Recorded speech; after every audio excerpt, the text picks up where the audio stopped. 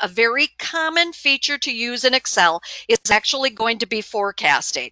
I'm going to go back to this general ledger details worksheet, and I'm going to turn this into a forecast sheet. Built into Excel is forecasting functions, but we have a forecast sheet that it can create on its own.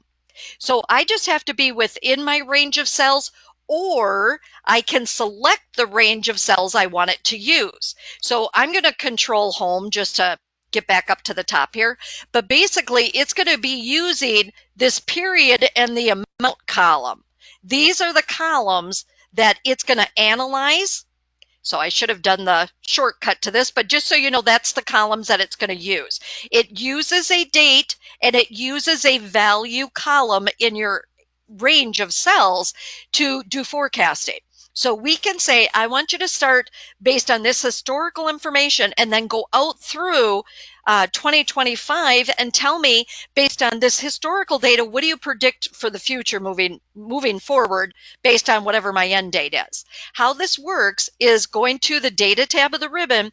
On the right-hand side in the forecast group, you can click forecast sheet. This will select your range of data, and it's going to open up this forecast sheet dialog box showing you a line chart at the top. So we can see, based on the dates going across the bottom here, it's analyzing things out through December 31st of 2023. That's a forecast end date. But if you click options, you can expand this, and you can actually change when is it starting and how far out do you want it to go.